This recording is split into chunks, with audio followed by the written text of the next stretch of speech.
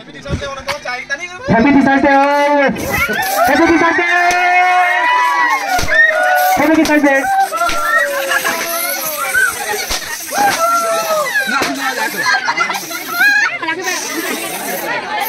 নমস্কাৰ মোহন পাৰুন ব্লগলৈ আপোনালোকক স্বাগতম জনাইছো। আজি 5 ছেপ্টেম্বৰ, আজি শিক্ষক দিৱস 62 সংখ্যক টিচাৰ ডে সেলিব্ৰেশ্যন কৰা হৈছে। আমাৰ দক্ষিণ ধেমাজি বটুৱা গাঁৱত শিক্ষক কেনেকৈ সন্মান জনায় এইটোৰ ওপৰত মই ভিডিঅ' বনাবলৈ গৈ আছোঁ আজি। আৰু আপোনালোকে ভিডিঅ'খিনি শেষলৈকে চাই থাকিব। আৰু আপোনালোকে মোৰ চেনেলখন এতিয়ালৈকে ছাবস্ক্ৰাইব কৰা নাই যদি সোনকালে ছাবস্ক্ৰাইব দিব। বলক ভিডিঅ'টো আৰম্ভ কৰোঁ।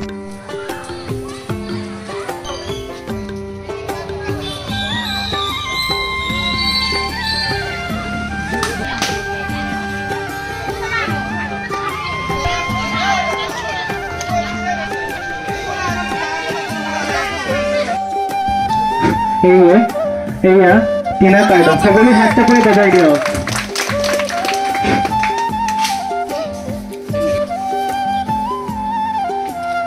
সকলে হাত চাপৰি বজাই দিয়ক। আমি লগে লগে পুনৰবাৰ এতিয়া আমি দ্বিতীয় কাৰ্যসূচী আমি হাতত লৈছো। এতিয়া আমাৰ কাৰ্যসূচী আছে কেক কটা।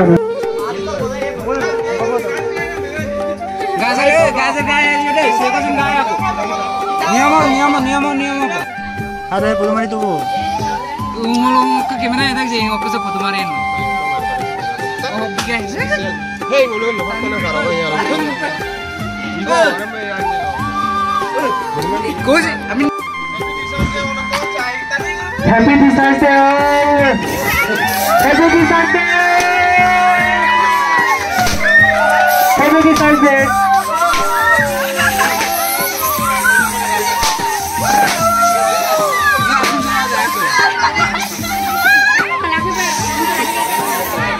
Kapan?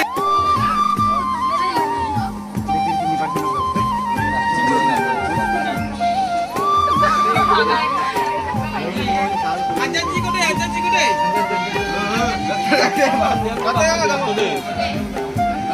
Wah, dia kan kau malu pak kau nak? Dia pun joko. Dia kan kau malu? Arwah nak sama? Aku apa?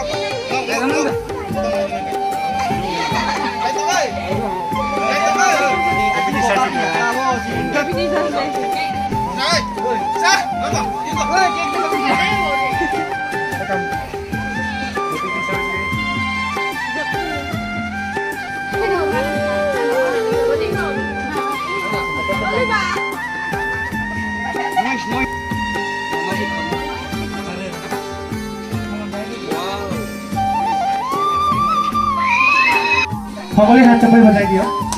তোমালোকে যি যি উপহাৰ দিছা অহিংসা চাউল দিব পাৰা আৰু আশীৰ্বাদ লোৱা সকলোৰে মিলি প্ৰাক্তন ছাত্ৰ ছাত্ৰীসকলে আহিব পাৰিবা। তোমালোকে যি একো নানিলেও ছাৰত সেৱা এটা কৰিব পাৰিবা।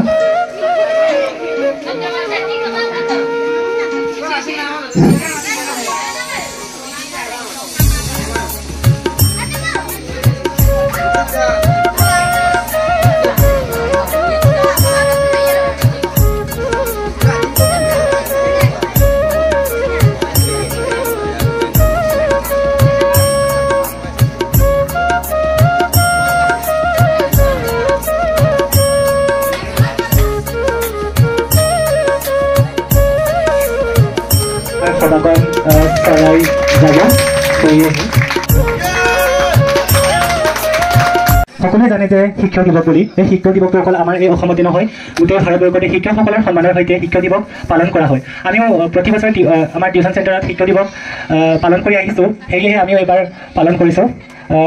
এতিয়া আজিৰ সভাৰ উদ্দেশ্য ব্যাখ্যা হৈছে যে শিক্ষক দিৱসৰ উপলক্ষে আজি এই সভাৰ অনুষ্ঠানখন পতা হৈছে, সেয়েহে আজিৰ সভাৰ উদ্দেশ্য ব্যাখ্যা। ধন্যবাদ। মৰমৰ দাদাসকল আৰু বন্ধু বান্ধৱীসকল আৰু ভাতৃ-ভাতৃসকল, আজি সকলোৱে জানে যে শিক্ষক দিৱস বুলি 5 ছেপ্টেম্বৰ দিনটো শিক্ষক দিৱস হিচাপে পালন কৰা হয়। এই কথাটো সকলোৱে জানে। আমাৰ দেশৰ মহান চিন্তাবিদ, মহান দাৰ্শনিক ডক্টৰ সৰ্বপল্লী ৰাধাকৃষ্ণদেৱৰ জন্ম হৈছিল 1888 চনৰ 5 ছেপ্টেম্বৰ তাৰিখে মাদ্ৰাজৰ তিৱাৰী নামৰ সৰু এখন চহৰত তেখেতৰ জন্ম হৈছিল। ডক্টৰ সৰ্বপল্লী ৰাধাকৃষ্ণদেৱৰ পিতৃৰ নাম আছিল বীৰ স্বামী আৰু মাতৃৰ নাম আছিল সীতাত্মা। তেখেতে 8 বছৰ বয়সলৈকে ঘৰতে থাকি শিক্ষা গ্ৰহণ কৰিছিল। ডক্টৰ সৰ্বপল্লী ৰাধাকৃষ্ণৰ 1906 চনত তেখেতৰ বয়স 16 বছৰ হৈছিল। তেতিয়া তেখেতে শিৱকন্যা নামৰ এজনী ছোৱালীৰ সৈতে বিবাহপাশত আবদ্ধ হৈছিল। ডক্টৰ সৰ্বপল্লী ৰাধাকৃষ্ণই এজন মহান দাৰ্শনিক, ৰাজনীতিবিদ, শিক্ষাবিদ আছিল। ডক্টৰ সৰ্বপল্লী ৰাধাকৃষ্ণই বামুণ সম্প্ৰদায়ৰ লোক আছিল। তেখেতে ব্যক্তিত আৰু সকলোৰে মন বিমুগ্ধ কৰিব পাৰিছিল। ডক্টৰ সৰ্বপল্লী ৰাধাকৃষ্ণই আমাৰ ভাৰত স্বাধীনৰ প্ৰথম দুবাৰকৈ উপৰাষ্ট্ৰপতি হৈছিল। তেখেতে দ্বিতীয় ৰাষ্ট্ৰপতি হৈছিল। ডক্টৰ সৰ্বপল্লী ৰাধাকৃষ্ণই ৰাষ্ট্ৰপতি আৰু উপৰাষ্ট্ৰপতি পদত যেতিয়া তেখেতক অলংকৃত কৰা হৈছিল, তেখেতক ৰাষ্ট্ৰপতি পদৰ পৰা যেতিয়া অলংকৃত কৰা হৈছিল, তেতিয়া আৰক্ষণৰ বাবে গোটেই বিশ্ব তেখেতক পণ্ডিত হিচাপে আখ্যা দিছিল। ডক্টৰ সৰ্বপল্লী ৰাধাকৃষ্ণক যেতিয়া ৰাষ্ট্ৰপতি পদৰ পৰা অলংকৃত কৰা হৈছিল, তেতিয়া তেখেতৰ কেইজনমান বন্ধু আৰু তেখেতৰ ছাত্ৰ ছাত্ৰী আহি তেখেতৰ জন্মদিনটো পালন কৰাৰ অনুমতি বিচাৰিছিল। তেতিয়া ডক্টৰ সৰ্বপল্লী ৰাধাকৃষ্ণদেৱে তেখেতে তেওঁলোকক কৈছিল যে তেওঁ নিজকে মহান দাৰ্শনিক, মহান ৰাজনীতিবিদ, মহান চিন্তাবিদ হিচাপে তেওঁক চিনাকি দিয়াতকৈ শিক্ষক হিচাপে তেওঁক চিনাকি দিবলৈ বহুত ভাল পাইছিল।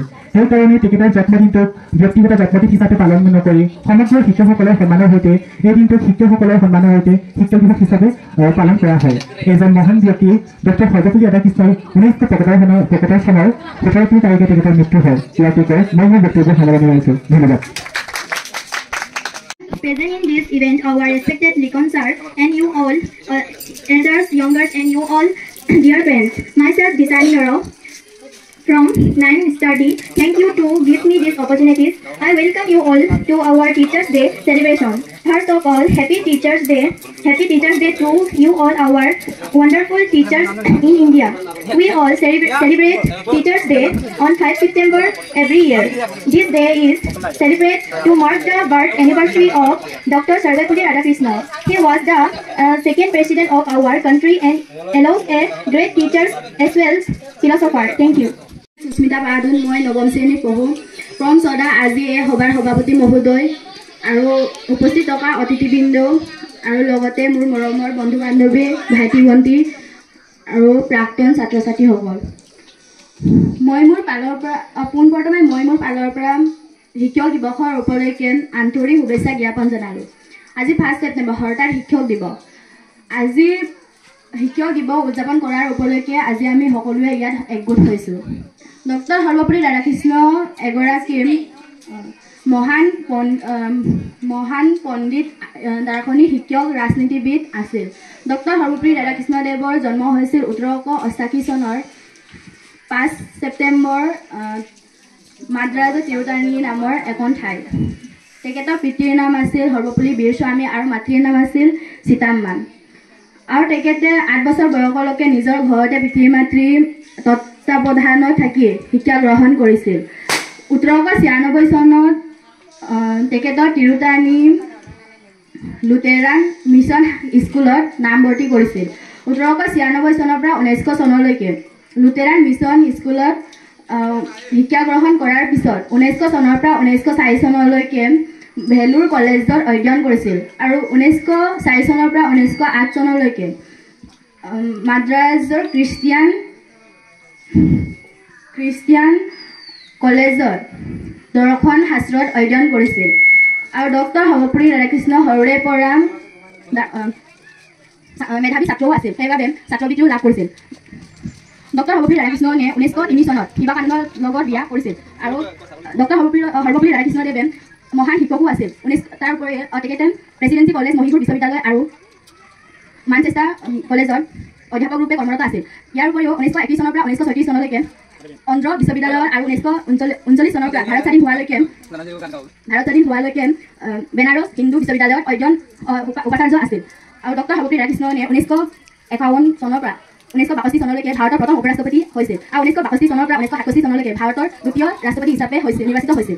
ডক্টৰ সৰ্বপল্লী ৰাধাকৃষ্ণদেৱে ৰাষ্ট্ৰপতি উপৰাষ্ট্ৰপতি আছিল যদিও তেখেতে সদায় শিক্ষক হিচাপেহে পৰিচয় দিছিল। 1962 চনত ডক্টৰ সৰ্বপল্লী ৰাধাকৃষ্ণদেৱে ৰাষ্ট্ৰপতি হিচাপে যেতিয়া নিৰ্বাচন হৈছিল, তেতিয়া তেওঁ ছাত্ৰ আৰু বন্ধুবৰ্গই তেখেতৰ জন্মদিনটো পালন কৰিবলৈ বিচাৰিছিল। তেতিয়া সেই মহান পণ্ডিত ৰাধাকৃষ্ণনে নিজৰ জন্মদিনটোক লৈ শিক্ষক দিৱস হিচাপে পালন কৰিবলৈ প্ৰসাদ হিচাপ কৰিছিল। তেতিয়াৰ পৰাই প্ৰতি বছৰে ডক্টৰ সৰ্বপল্লী ৰাধাকৃষ্ণৰ জন্মদিনটো শিক্ষকসকলক শ্ৰদ্ধা, মৰম তথা সন্মান হিচাপে দিয়াৰ বাবে শিক্ষক দিৱস হিচাপে পালন কৰা হয়। ডক্টৰ সৰ্বপল্লী ৰাধাকৃষ্ণ এগৰাকী মহান শিক্ষকো আছিল। তেখেতে ৰচনা কৰা বিজ্ঞান গ্ৰন্থ কেইখনমান হৈছিল Indian philosophy and idealist view of life, research for education, the philosophy of life ইত্যাদি। ডক্টৰ সৰ্বপল্লী ৰাধাকৃষ্ণদেৱে 1954 চনত ভাৰতৰ প্ৰথম ভাৰতৰত্ন সন্মান কৰিছিল। 1975 চনত তেখেতে 27 এপ্ৰিল তাৰিখে চেন্নাইত মৃত্যুবৰণ হৈছিল। এয়াই কৈ মোৰ চমু বক্তব্য সামৰণি মাৰিলোঁ।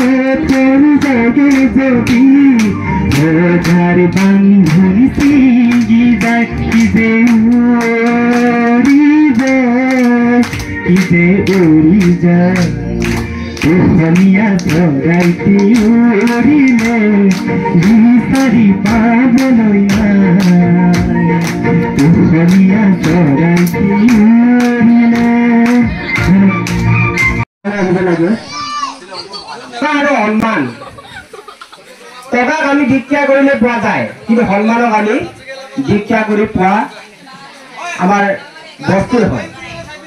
সন্মান পাবলৈ হ'লে তুমি কি কৰিব, কৰ্মৰ মাজেৰে সন্মান পোৱা যায়। টকা কিন্তু দীক্ষা কৰিলে পোৱা যায়, কিন্তু এই সন্মানটো আমি দীক্ষা কৰি পোৱা নাযায়। কি কৰিব লাগিব, আমি কৰ্মৰ মাজেৰে সন্মান পোৱা যায়। মানে শিক্ষক মানে কি তোমালোকে জানে চাগে, আমাৰ সন্মানীয় পানী পাৰে তোমালোকক ধুনীয়াকে বক্তব্য ৰাখিলে চাগে মই সময়মতে ছাত্ৰ নোৱাৰিব যদিও অলপ পৰম হ'লেও তোমালোকৰ ওচৰত মই উপস্থিত হৈছিলোঁ। গতিকে লৈ আখৰে আখৰে কৈ বিচাৰিছোঁ শিক্ষক তাৰ অঞ্চলত সি মানে কি, সি মানে হৈছে তোমালোকৰ চাৰিটা শিক্ষা দিয়ে, যেনেকৈ এডুকেশ্যন কাৰ্ড দিলে যাৰ ভিতৰত জ্ঞান বা দক্ষতা আহৰণ পোৱা যায় তাকে শিক্ষা বুলি কোৱা হয়। তোমালোকৰ পিছৰ চাই যদি শিক্ষা দিলে তোমালোকে জ্ঞান পাইছে নাই, পাইছে চাগে। সেইটো কাৰণে যাৰ দ্বাৰা জ্ঞান বা দক্ষতা আহৰণ লাভ কৰিব পাৰি তাকে কি বুলি কোৱা হয়, শিক্ষা বুলি কোৱা হয়। তাৰ অঞ্চলত সি মানে কি, মানে ধীৰে ধীৰে যোৱা য'ত থাকিলে তোমালোকে এইটো বুজি পাবই লাগিব। সি কথাটো কিয় মানে কি, কিয় মানে তোমালোকৰ মানে হাজাৰতে বুজোৱাৰ পিছতে তোমালোকে বুজি নাপায়। এই বুজি নোপোৱাটো আমাৰ শিক্ষকসকলে তোমালোকক ক্ষমা কৰা, কিয় মানে আৰু তাতে সি মানে তোমালোকক কৰিলে সি মানে তোমালোকক শিক্ষকসকলে তোমালোকক বুজাই দিয়া। তাতে সি মানে কিয় মানে হৈছে তোমালোকক হাজাৰটা বুজাই দিলে তোমালোকে বুজি নাপায়। এই বুজি নোপোৱা ল'ৰাজনক আমি কেনেদৰে বুজাই দিব লাগিব আৰু তোমালোকে কেনেদৰে বুজাই তোমালোকে বুজি পাব, এইটো হৈছে আমি ক্ষমা কৰা হয়, ক্ষমা কৰিবলগীয়া হয়। বাৰে বাৰে বুজোৱাটো হৈছে আমাৰ ক্ষমা কৰা।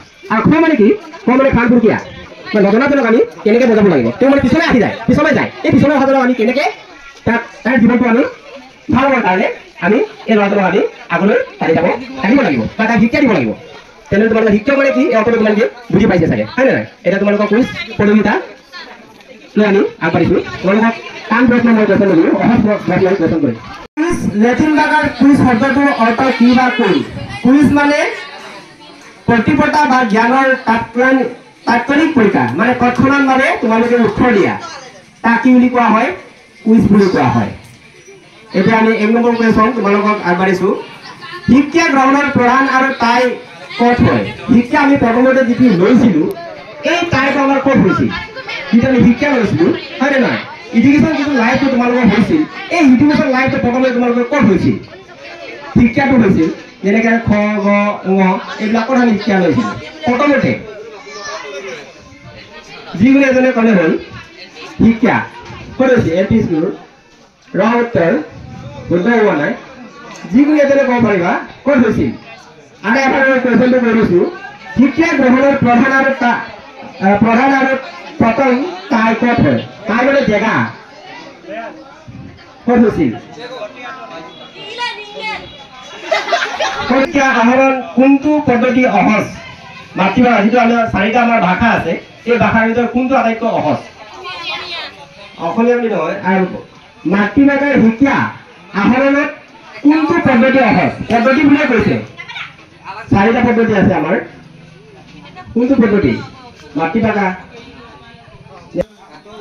লিখনটো লিখিবলৈ আমাৰ বহুত জটিল হয়তো তোমালোকৰ স্পেলিং ভুল হ'ব পাৰে শ্ৰৱণ মানে এইটো নহয় কটন চোৱাটো হয়নে নহয়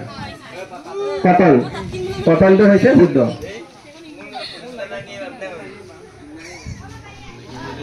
শংকৰদেৱৰ বুঢ়ী মাকৰ নাম কি আছিল শংকৰদেৱৰ বুঢ়ী মাকৰ নাম কি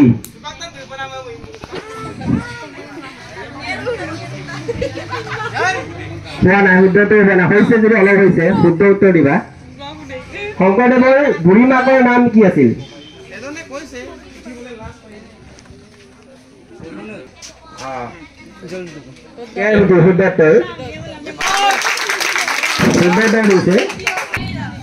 কীৰ্তন কোন শংকৰদেৱ মহাপুৰুষ শংকৰদেৱ অসমৰ শিক্ষামন্ত্ৰী কোন বৰ্তমান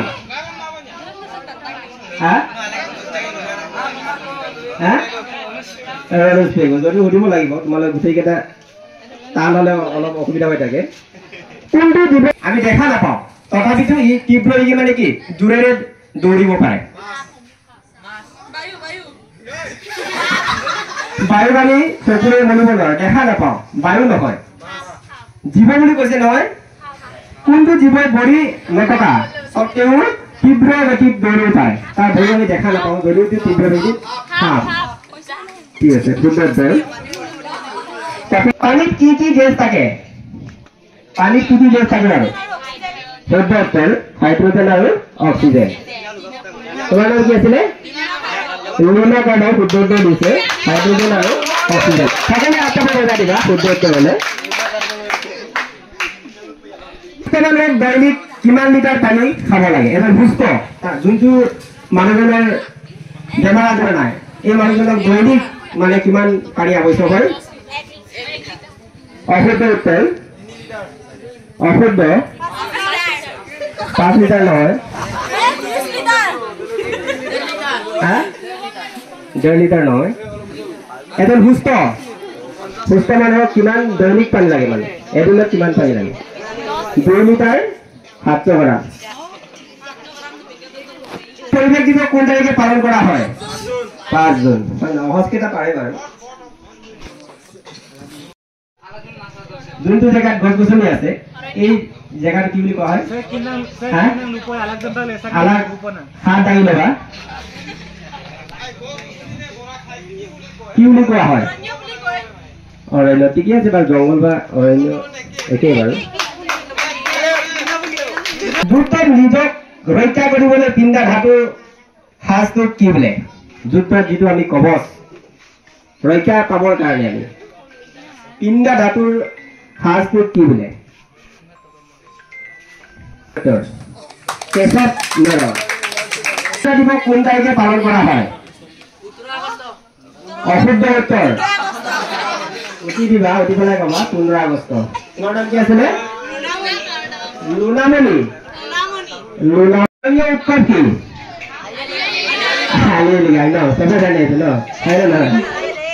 ডক্টৰ ৰাধাকৃষ্ণক ভাৰতৰ ৰত্ন প্ৰদান কৰা হৈছিল কোন বছৰত ডক্টৰ ৰাধাকৃষ্ণক ভাৰতৰ ৰত্ন প্ৰদান কৰা হৈছিল ঠিক আছে শুদ্ধ উত্তৰ তোমাৰ নাম কি আছিলে সুস্মিতা পাৰুল শুদ্ধ উত্তৰ দিছে জন্ম কেতিয়া হৈছিল 5 September 1888 উঠি পেলাই কবা ঠিকে আছে বাৰু 5 ছেপ্টেম্বৰ 1988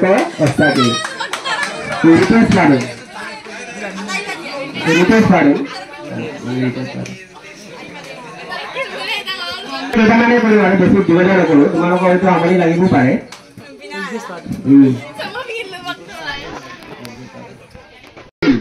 তোমালোকে ক'ব লাগে কোনে কেনেকে মৰিলে দেই ফুল মৰিল কোন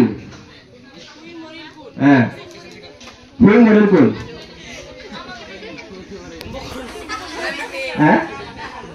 অশুদ্ধ লক্ষিন্দৰ নোকোৱাকৈ মৰিলে জয়মতী নহয় নেখাই মৰি থাকিলে কোন বাৰু কোন আছিল সুমন নহয় পাৰ্বতী নকৈ মৰিল কোন জয়মতীয়ে নিজৰ চাৰণী কথা নোকোৱাৰ কাৰণে সেনাপতিবিলাকে এই কিমান দিনৰ পিছত মৃত্যু হ'ল জয়মতীয়ে 13 দিন নহয় 17 দিনৰ পিছত জয়মতীৰ মৃত্যু হয় কিন্তু নিজৰ পৃথিৱীৰ আশাৰ কেনেকুৱা পৃথিৱীৰ আমাৰ আশাৰটো কেনেকুৱা আশাৰ মানে কি জানে আশাৰ ঘূৰণীয়া ভালকে কোৱা আৰু কোনে কবা